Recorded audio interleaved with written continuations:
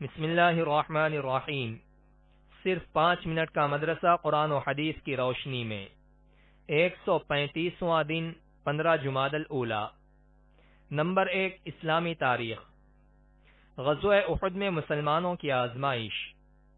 غزوہ احد میں مسلمانوں نے بڑی بہادری سے مشرکین مکہ کا مقابلہ کیا، جس میں پہلے فتح ہوئی مگر بعد میں ایک چوک کی وجہ سے ناکامی کا سامنا کرنا پڑا۔ جنگ شروع ہونے سے پہلے رسول اللہ صلی اللہ علیہ وسلم نے 50 تیر اندازوں کی ایک جماعت کو پہاڑ کی گھاٹی پر جہاں سے دشمنوں کے حملے کا خطرہ تھا مقرر کر دیا، اور یہ تاکید فرمائی کہ جنگ میں فتح ہو یا شکست تم اپنی جگہ سے ہرگز نہ ہٹنا۔ لیکن جب مسلمانوں کو شروع میں فتح ہوئی تو کافروں کو بھاگتا ہوا دیکھ کر یہ لوگ بھی اپنی جگہ سے یہ سمجھ کر ہٹ گئے کہ اب جنگ ختم ہو چکی، کیوں نہ ہم بھی مال غنیمت جمع کرنے میں اپنے بھائیوں کی مدد کریں۔ ان کے امیر حضرت عبداللہ بن جبیر رضی اللہ عنہ نے بار بار روکنے کی کوشش کی، لیکن انہوں نے فتح کی خوشی میں بات نہ سنی اور پہاڑ سے نیچے اتر آئے۔ حضرت خالد بن ولید رضی اللہ عنہ جو اس وقت مسلمان نہیں ہوئے تھے اور کفار کی طرف سے لڑ رہے تھے، جب اس جگہ کو خالی دیکھا تو پیچھے سے حملہ کر دیا۔ ادھر مسلمان بے فکر تھے، بالآخر بھاگتے ہوئے مشرکین پلٹ کر مسلمانوں پر ٹوٹ پڑے۔ اچانک حملہ ہونے کی وجہ سے کفار کے بیچ میں آ گئے، جس کی وجہ سے 70 مسلمان شہید ہوئے۔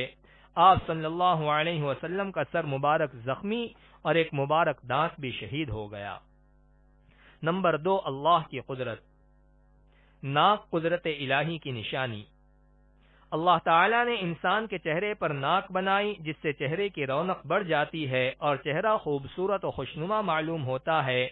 پھر اس میں اللہ نے 2 نتنے بنائے، ان میں قوت حاسہ اور شامہ یعنی محسوس کرنے اور سونگھنے کی طاقت رکھ دی، جس سے ناک کھانے پینے کی چیزوں کی بو سونگھ کر فوراً کیفیت کا پتہ لگا دیتی ہے۔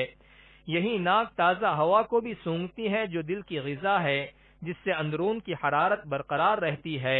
غور تو کرو یہ سارا نظام کس نے بنایا ہے۔ نمبر 3، ایک فرض کے بارے میں۔ شوہر پر بیوی کا خرچہ۔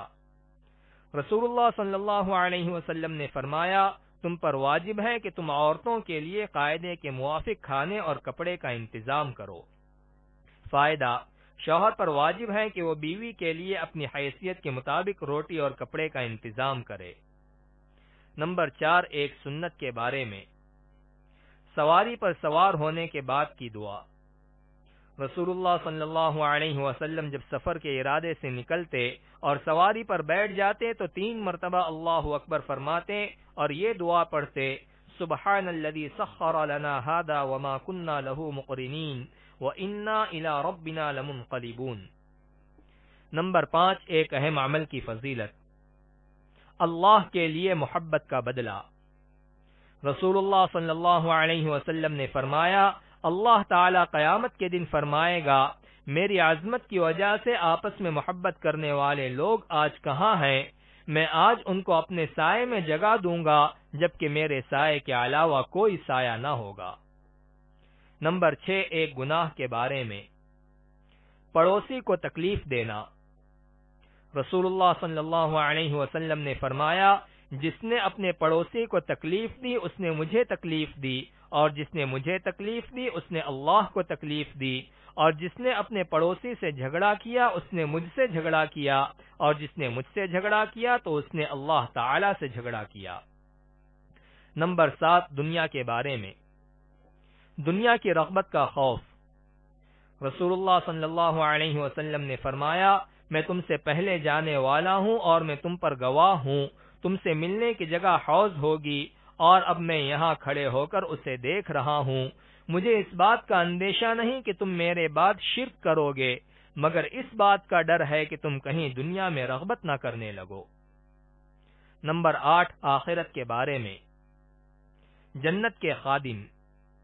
قرآن میں اللہ تعالی فرماتا ہے، شراب کے جام لے کر جنت والوں کی خدمت میں ایسے لڑکے دوڑتے پھریں گے جو ہمیشہ لڑکے ہی رہیں گے۔